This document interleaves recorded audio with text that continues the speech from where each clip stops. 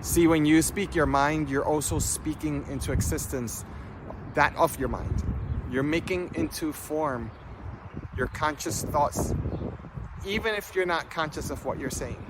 Once you become completely transparent with your words and you say as you speak, then you essentially bypass belief. You go straight from speaking into the knowing and knowing into creation. The power of belief is like amino acids. It's like the basic building blocks of creating this grid work between your consciousness, your heart, your emotions. Beliefs and belief systems allow you to be able to deconstruct anything that is not of you, any thought or even belief at some point. So I would say beliefs are like the training wheels to you just knowing how to ride a bike. You don't even think of knowing, you're just creating the experience. That's when we get into the discussion of vibratory fields. When you speak, you emit a vibration simply as a receiver that you are. There is no separation than when you speak in air or if you speak in water. You blow bubbles in the water, depending on the intent. You may not hear the words uttered, but you will see motion. You will see bubbles and force and velocity of the movement of the breath taking form into action. And the waves are measurable for quite some distance as you attempt to speak or you blow bubbles into the water. The same frequency is emitted in the air when you speak in the form of ions and electrons. And when you pay attention to hummingbirds or bees and the nature, the elementals, and how they intercommunicate through this network, through this vibratory field, as they interchange via communication that many would often attribute to telepathy. And this exchange is between your two auras. And this exchange in currency is happening between electrons and ions as you emit via your voice, your intention, and the breath becomes the carrier. However, many have been misinformed as far as what breath is concerned. And I want to use TCM perspective, a traditional Chinese medical perspective, using the 5-element theory: metal, water, wood, fire, and earth. So the ethers, or the air, where we not only breathe, we not only communicate, but as your ears receive the voice that I'm emitting even through this phone, you're already receiving the complex network as the exchange of electrons and ions enter your ears. And just as a drumming system, your ears start to vibrate. Your ears start to vibrate at the same frequency that is receiving, cross-examining it in a primal state, collecting both the obvious and the fragmented signals, and reinterpreting it back into your conscious mind so that you can form imagery in the fields of understanding something. So once you understand that your technology is already equipped, and the only thing that you need to do is to upgrade the technology, my attempts here is to introduce something classically to show you that this is not neo, this is not new, this is very ancient. However, many people have to be able to enter their own journey, or have been in times, to attempt to even arrive to a state that I'm even speaking of as an example. And the challenge was very, very deep and in depth back then, because we were in the age of Pisces. You see, the electromagnetic frequency waves of the vortices that are occurring right now has been rapidly becoming more rampant. The frequencies have been becoming lighter. Even my voice, I'm hearing my voice, I hear it, and it sounds like high-pitched, a little bit muffled, high-pitched than before. I almost want to laugh when I hear my voice right now. And I know it's because the energy and the frequency and the state of the earth as she's ascending, along with the changes of the sun and photons, as the sun is emitting photons charged on a different scale at a frequency that the body, your somatic nervous system of an experience, is becoming sort of recomputed with a new frequency that may be foreign to your particular vessel in this incarnation. So this can cause two things: an ascension or something else. while there's a collective of people who are ascending, the majority, I would say the mass right now, are either in neutral or in some form of instability as they attempt to just go back to their states of normalcy from their past, their belief systems. That's the truth. Whether it be via politics, religion, just your social norms and hanging out with your friends as before, or finding a new tribe and a new way of doing so. Thus, not allowing your body to make conscious even more so your natural abilities to be even telepathic in the first place, which is not just our human capacity, it's actually considered a normalcy. So now as the earth is starting to register up to a frequency where you can now make conscious of intercommunication without AI or without the technology of a phone per se. But I'll say this, because of belief systems that have not been naturally collapsed, completed, laid back to rest, many went back to lay to rest along with their belief systems, and they're going to continue that feedback loop and that cycle. But that's not your concern. Your concern is to see those cycles as people work within the fields of the construct of how they're choosing to evolve. This is free will. And they offer you in return a reflection as to see how you're evolving to a higher frequency from the waters to the depths, from the depths of the waters where, let's say you were once a fish, being able to swim and live an entire life as a fish in the lighter side of an ocean, or maybe a lake and a pond, right? Then eventually becoming a person. Instead of the respiratory system being that of water, now is of air. You're inspiring and expiring air. You graduated from the need of hydrogen being bonded on a molecular scale with oxygen, such as an H2O. Now you require elements that are more oxygenated as per our alkaline embodiment, requiring this vehicle that we work in. It's become a different experience and perspective as we are evolving as human beings. And in TCM, the earth, just like in Mother Earth, represents your spleen and stomach. The metal represents the ethers, but it also represents your lungs. And when you look at the creative cycle on the outer circle of the 5-element chart, you will see that the earth creates metal, and metal creates water, and water creates wood, and it keeps going that way. But it's also a mother and child relationship. So earth is the mother of metal. Why is this important? This is important because as we are experiencing the dichotomy of our soul and spirit along with Mother Earth, as we're integrating our harmonizing relationship with her, no longer being separate, interconnected, we have now developed lungs, the capacity to speak our mind, which is an ascended form of communication for Mother Earth as she experiences with and through us the same as we live life and as we create. So as Mother Earth expands, and she's the creation of all elements, right? And using one theory, she is the center, or the center of the compass of all the elements, especially from a more classical perspective. So when you speak your mind, when you speak as you feel with complete transparency, you not only honor Mother Earth within, you give her eyes to see.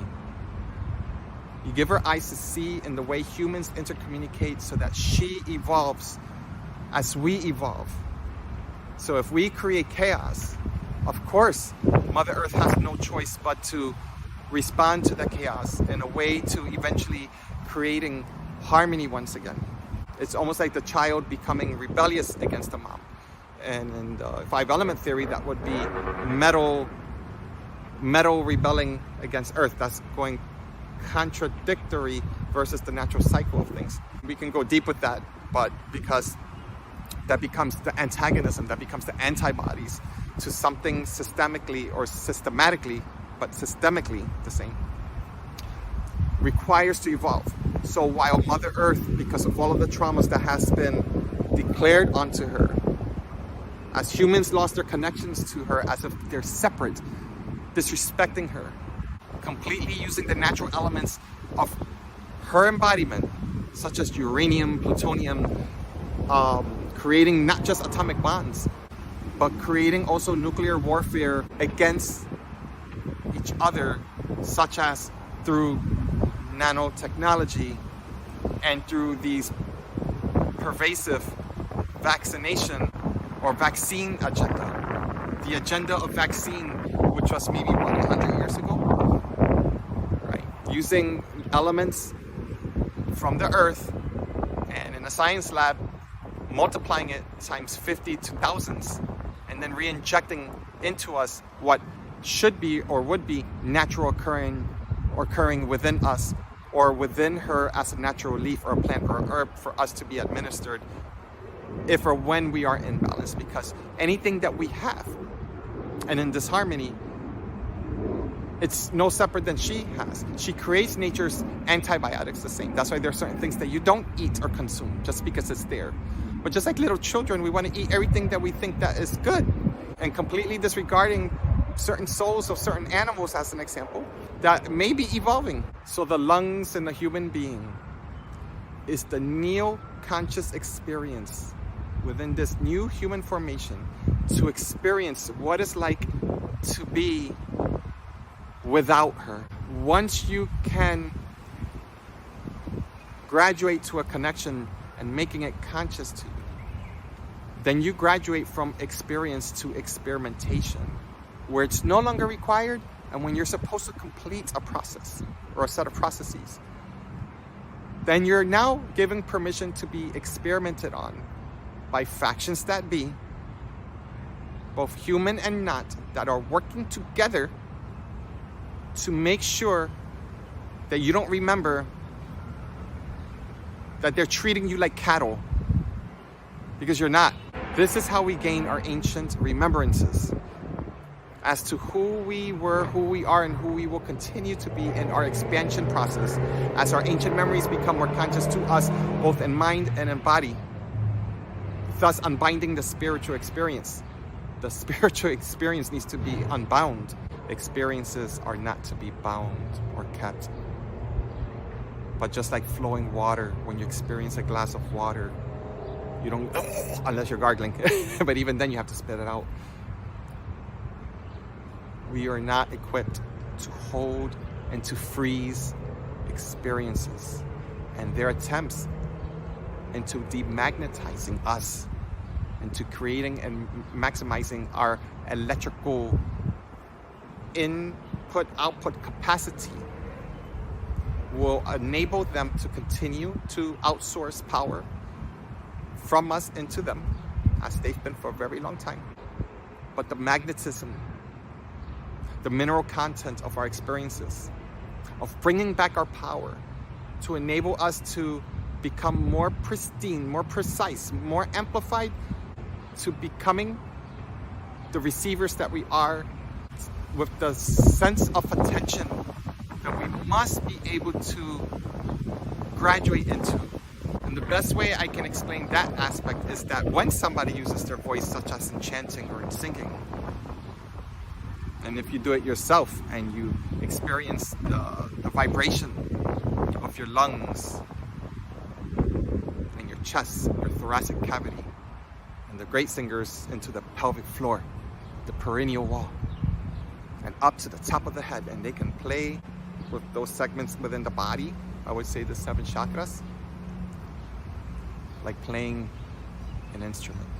When you can receive of the same that you are emitting, what you're saying to the universe is that as I speak, I receive. So the ions and electrons that you speak in creation, you receive purified, amplified, and it always returns to you. Why? Because you become conscious of it. And when you don't, it will return siphoned through sigils, through technologies that you can see the sigils that will allow for the augmentation and the manipulation of source energy emitted through our experience. It becomes outsourced to those who walk or who do not walk with source consciousness. They see you complete and clear, transparent as could be, And many of y'all still don't see them. And to see them is not to judge them and say, oh, I see the devil and I pray him out of my body all the time. Or I protect myself with the light of God and seals and everything, all that stuff, right? You're missing the graduation of the requirements of seeing the frequencies that, although in your conscious mind don't serve you, but has been serving them, your chi, your vital life force, subconsciously and unconsciously for millennia. So now you have receptors that are in almost a negative faction cohesive nature. And in order to reprogram that and complete that system, you have to be conscious of it. It's like changing your diet to deciding I'm not going to eat maybe animals anymore. It doesn't work if there's not a true spiritual connection, and also a graduation as to how would you no longer use the middleman, as in they call them animals, our soul brothers and sisters, and go straight in, let's say, into plants, and to extract within our experiences of eating the same protein and the minerals that no longer has to be pre-digested chemically and hormonally in that animal for us to have to eat all of that, because our system is so contaminated with all of these animals for thousands of years. Well, it's what makes us safe. But going back to the beginning of the video, what makes you safe and stable is also an experience that you're supposed to graduate from. Because then the argument is, well, then why are you eating fruits and vegetables? The next step is to graduate from that. Then the next step after that is to graduate from no longer requiring the limitations, the beautiful limitations, seemingly infinite but finite abilities of this particular vessel. See, we're here to graduate vessels, but how do you graduate into a more powerful crystalline base, carbon crystalline base vessel if your nervous system is still attuned to lower vibrating frequencies? So it's not about you going to heaven and dying. It's about that your frequency cannot exist in heaven. Because if you bring a fish out of water right now, going back to the beginning, what happens? If we throw you or me back in the water right now, what will happen? So what are the, what's the above the firmament? What is the next level? We're here to graduate from that. Helicopters flying over my head, as they always do when I speak, is always for me a confirmation that my frequency is being heard, whether or not I send this video, it is done. Even if I can't see.